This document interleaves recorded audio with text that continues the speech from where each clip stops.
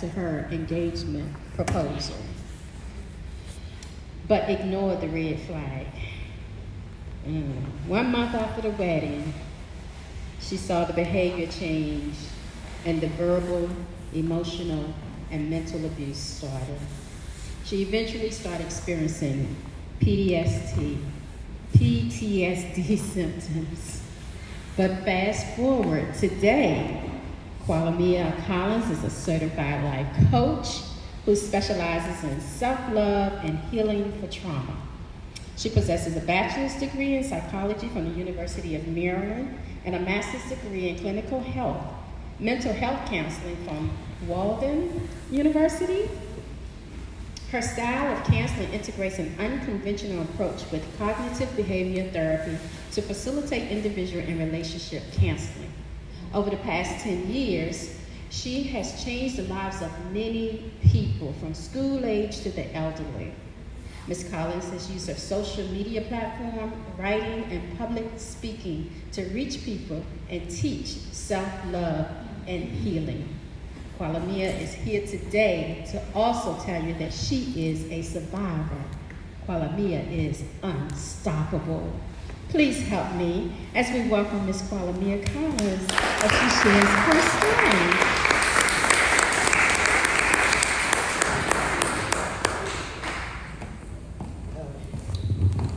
I had a whole bunch of stuff written, but it's my story, so I'm just going to say it as I remember it. Mine is actually a little bit unique because I knew my abuser prior to being in a relationship with him. So I met him in 2005 at a club. I used to go to Go-Go's all the time.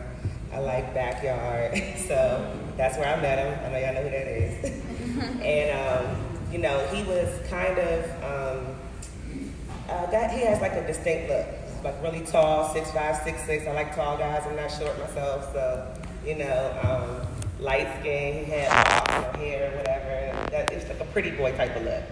So I noticed at that time that a lot of women noticed him, and I kind of try to stay away from that normally. But for some reason, he kept pursuing me. So I was like, okay, let me see what he's like. So we actually casually dated for a few months, and then I ended up running into somebody that I knew from college. And since I liked him a little better, I just stopped answering his calls and texts after 5 or 6 months. He kind of just fell off. There was no conversation about, oh, I have a boyfriend now, don't call me, anything like that. It just fell off. So that was in 2005. Fast forward 7 years. I was now divorced, and I was likely in a vulnerable place, but I didn't really notice that at the time. I thought I was, doing my work and getting over my divorce and getting back to myself. And so I thought I was in a really good place, but apparently I wasn't. And also apparently he saw that in me. And because I already knew him, I felt like I could trust him. I felt like we already had a little bit of history. This is probably a little bit more safe than going with somebody I don't know from a can of paint. And what ended up happening was we dated for a year. He would come over to my house. I have 2 children, a son and a daughter. And I was actually pursuing my bachelor's degree at that time already. I was going to school online. So he would do little things like ask me, do I need help with anything? Do I need help with any bills? Or him watching my children so I can get my homework done. Just really, really nice things. And that's why I say my situation is unique, because I didn't experience the full-on aggression that most people experience, or most victims of abuse experience with physical abuse. Mine was a lot more insidious. It was really, really slow. He was able to put on the charm and literally mirror my personality for a long time.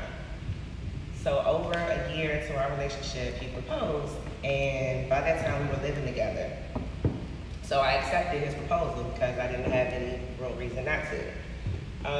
Up until that point, the only red flags that I actually saw were he did, I guess this is a pretty big one, it didn't seem like it at the time, he lied about how many children he had. So he told me he had 1 child, and he had 5. Yes. He told me he had a single one, and I actually posted the first picture I ever posted with him online, you know, like, oh, we're in a relationship now, so I guess it's safe to post pictures. Somebody that was on my friends list commented on my photo and said that he was her deadbeat baby dad. And I was like, what is going on here? Like, I'm not a person of drama or anything like that. So I immediately deleted the comment, and then I inboxed her and was like, what are you talking about? It was about 1 o'clock in the morning, and he was like laying next to me sleeping. So he doesn't know any of this is going on, but I'm just sitting in the bed, and I've got like all this anxiety, like, what is happening? We had already been dating for like 2 months at this point. And mind you, I already knew him, so 2 months felt like a long time at that point. So I wake him up, I ask him about it after I have the conversation with her, and she's like, yeah, he has like 4 kids. That was the number she gave me. And, you know, we have a daughter. The child I knew about was a son. So I'm like, what's going on? So I wake him up, I ask him about it. He's like, man, she's lying. You know, she's just mad because we used to date, and every time I get with somebody, she always make up a lie to break us up. I don't know what to believe. I'm like, in my mind, I'm like, who really lies about their children? You know, so I didn't know what to believe. So I just, okay, whatever. About 3 weeks later, he ended up telling me the truth. But when he told me the truth, it was in a way of victim mode. Okay, so he's crying. He brings on the whole act. I mean, he could have got an Oscar award. Okay, and I'm just like, I'm to the point where like I do have some compassion and understanding, but I'm like at the same time, even if we don't work out, you should never lie on your children. If a woman cannot, you know, understand that how many children you have, she's not for you. Period. So, but that was a red flag I kind of like tucked away. Okay. The other thing that happened prior to us getting engaged, and it was probably about 8 or 9 months before, was he got drunk one night at a game party, and we were driving from Fort Washington all the way to Beltsville. That's a long ways if you're drunk. And driving his Escalade, and he was mad that somebody I used to talk to or whatever was at the party. Nothing happened, you know, there. That's just his insecurity, how he felt. So he decides to, as I'm trying to explain to him that like, you're overreacting and whatever, to just slap me. Backhanded. Mind you, he's driving like 100 miles per hour and he's drunk. So I'm not gonna hit him back because I'm that crazy. Like, you know, I don't want to get in an accident. And so he was able to convince me after that he was, again, sorry, victim mode, drunk. That's not his normal behavior. You know, he's been in anger management before, and that's probably what the issue is. He was able to convince me that was a single, you know, isolated incident. So once we got engaged, literally 3 weeks later, that was our first fight. First physical fight. We weren't in a car anymore. I was able to fight back. And what made me so angry about that situation was my children were present. And, you know, you really don't know what to do as a mom when your children are sitting there watching you having a fight with somebody, and you don't want to show any fear, but at the same time, you don't want to provoke them even more, and then something happened and now your children are traumatized. So it's really a difficult situation to be in. The only thing I knew to do was to call the police. He was the type that he would run as soon as you call the police. By the time the police get there, he's gone. You know, all they can see are the scratches, my clothes torn, you know, blood, whatever else. And they asked me if I wanted to press charges. And because I knew he had 5 children, I would never press charges. I don't know why. I didn't want him to lose his job. I didn't want his children to suffer. I'm thinking about the kids. Not really him so much, but the children. That's just my nature. So I can say that I took a stand enough at that moment to have him never lay his hand on me again. He never did. I kicked him out. We were separated for a whole year. I never thought I would even go back to him. I was like, this is over. This is done. That won't happen again. But somehow, after a year, he was able to weasel his way back in.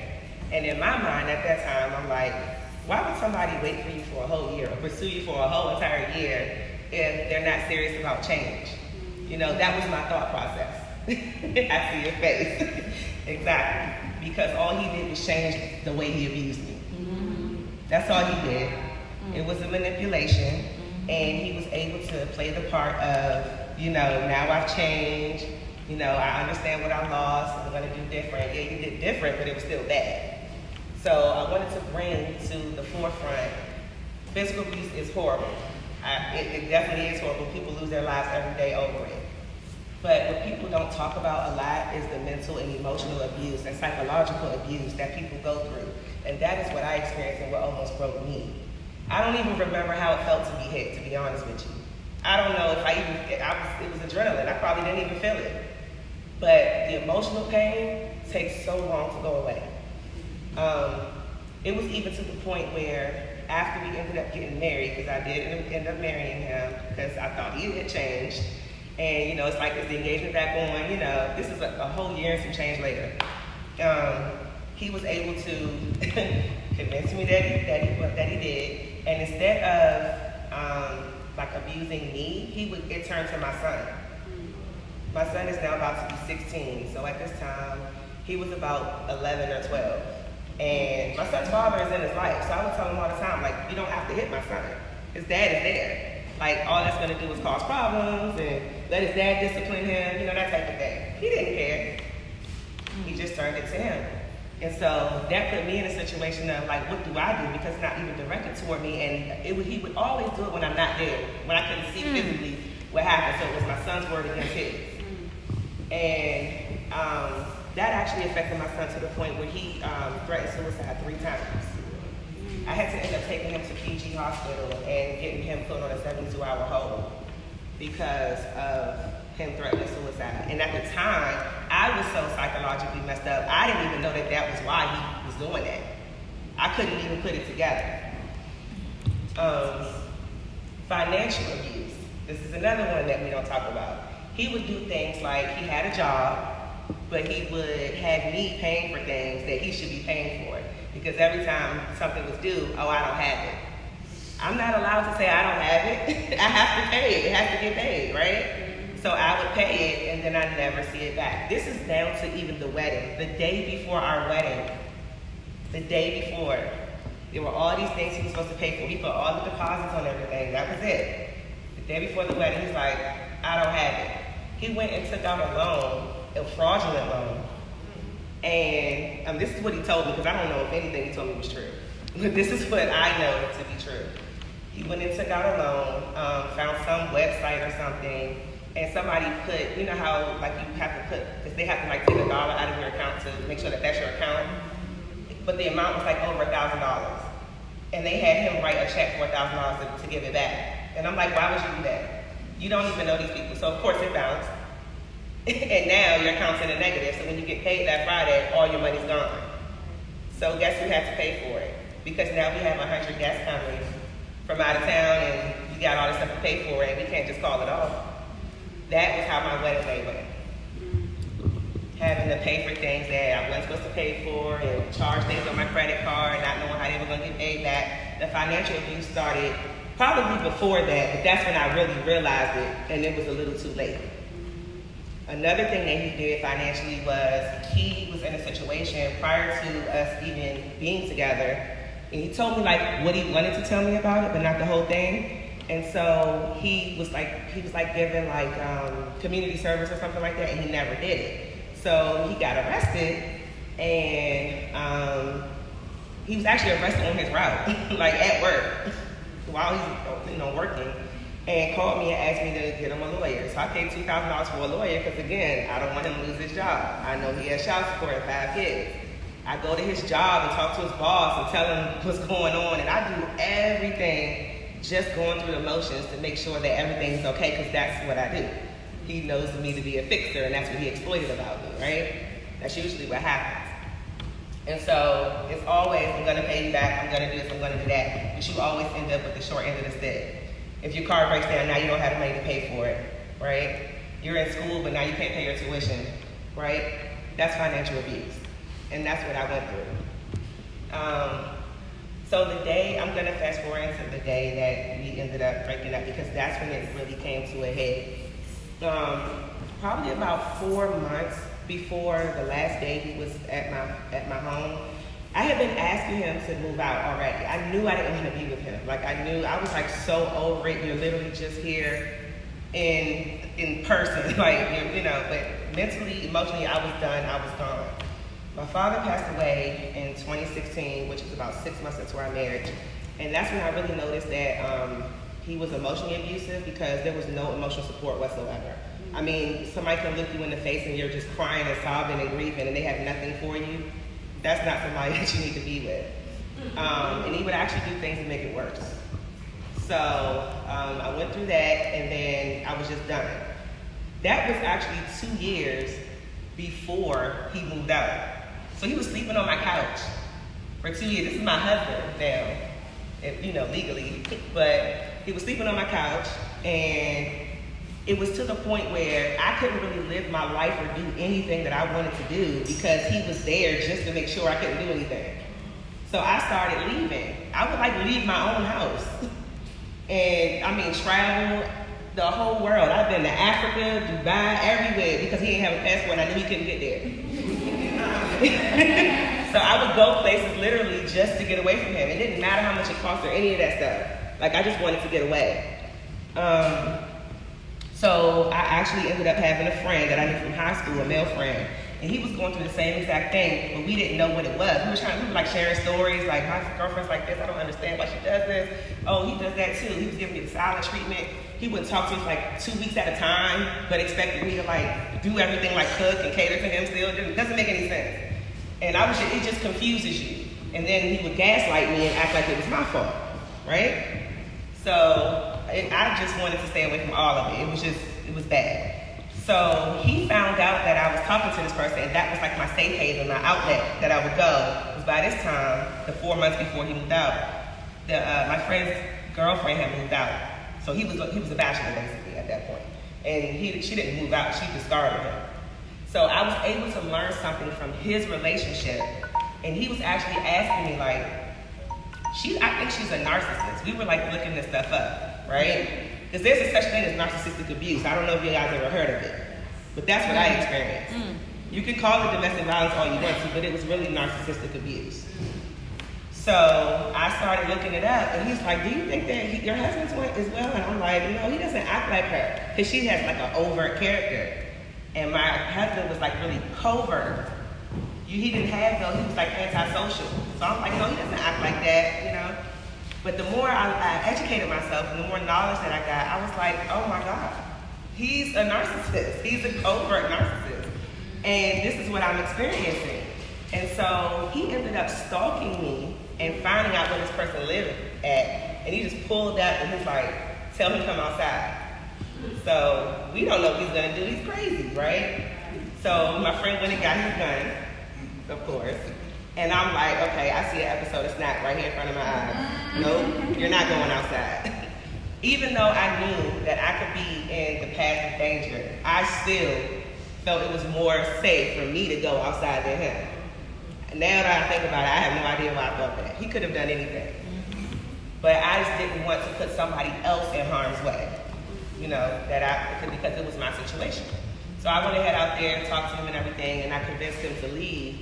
And then I ended up leaving, but that was the day that was really it for me. I don't know how he found this man's house. I have no idea what he's gonna do. He's threatening me, telling me he has weapons, he got his family's gonna do all of this and that. Now he knows where this man lives. Now it's getting out of hand, right? So I gotta do something. So I ended up going on yet another trip. This is probably the 20th trip that I've taken in 3 years, literally. I'm serious. And on this trip, I went to Atlanta, and I was only going to stay for 4 or 5 days. And we were texting the first day, everything was fine. But the day before we left, I didn't have my car, and I had to go on an interview for school because now I'm in my graduate program. And he knew I had to do that, but he likes to do things to try to take it away from me. So right before I'm about to leave, he's like, I have to use my car to go get my kids. And I'm like, but I have this interview. Why would you go right at this moment? Can't wait till I get back. And even though I ended up still going, because I'm the type of person, if you do something like that, I just say never mind, and I take the Uber. I don't even want to deal with you. But I knew it was easier for me to do what I already had planned to do. So I was like, oh, I still take this car, but this is the last time. And I knew I was going out of town after. He texted me, I left on Friday. On Monday, he texted me and said, I'm moving out. Mind you, I've been asking this man to move out for 2 whole years. So I'm rejoicing. But at the same time, it's why are you saying this? All of a sudden. I felt like he wanted a reaction from me. Because that's what covert, manipulators do. They want to try to provoke you, get reactions out of you, do whatever they can. Even the silent treatment is to get a reaction. Because you want to ask them, why are you not talking to me? So, you know what I did? I did one of his moves. I didn't respond. I'm not going to talk to you. And by the time I got home on Friday, he was so livid that I had not responded to him. This is probably the longest time we ever went without talking, like while we were actually together or like living together through text or something like that. We don't be text like every other day. I ain't talked to him the whole time. So when I got back, I saw boxes in my living room and everything, and I'm like, why are you still here? You know, that's what I'm thinking. He wasn't there. He came in while I was doing hair. I do hair on the side.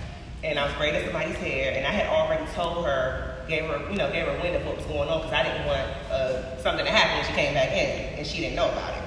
So he came in from work, and he waited until I took a break and went in my room, and he came soon as I went. He flew behind me in my room and shut the door. And again, he's like 6'6", so he corners me. He's like asking me questions about where I've been and why ain't I responding, this and that. And I'm like, I have a client out there. As soon as she leaves, we can have a conversation. I don't even know how I got that strength to even say that, because prior to that, I was not that good at not reacting. I would just react and respond and whatever. But I knew that this was going to be different. He had to go. So I told him that, and of course it angered him. No, we're going to talk about it now. He didn't like my answer. So I ended up being able to get out of that situation, thankfully, because my client was there, and he's the type of person that, since he's covert, he's not going to do something in front of other people.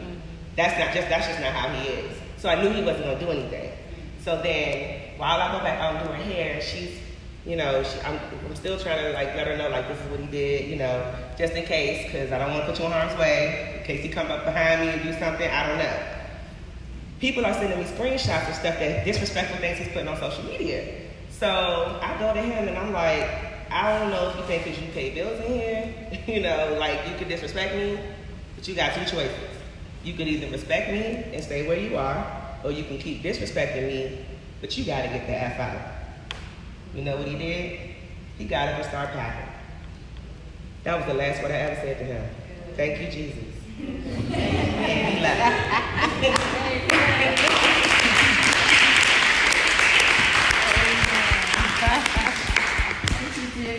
Yes. She got bold with it, didn't she? Yes. That's what you have to do. You got to be bold in Christ. Now, I don't know about you guys, but I needed to look this up. Covert narcissist. Mm-hmm. I knew narcissist was. What does it say? It's someone who craves admiration and importance, as well as lacks empathy toward others, but can act in a different way than an overt narcissist. When considering the behavior of a narcissist, it might be hard to imagine how someone could be a narcissist and be inhabited in their approach and behavior. Red flags. Yes. Thank you so much for your story. No problem. Let's give all of our speakers a round of applause. Wow. The word says, in all you're getting, get understanding. So we thank you all so much for sharing your story. Stop the Violence. You now have a voice, and we appreciate you for coming out here. We're going to take a 5 minutes break, and then we're going to move into the panelists. And then you'll hear from all of our panelists. We have 2 new speakers that's going to be sitting in the panelists, and then we'll be back in 5 minutes, okay? Thank you. Remember to visit the vendors. We have our last vendor that came in, and support them. Thank you. We'll be back here at, what time is it? At 5:10. I'll be back for the panel.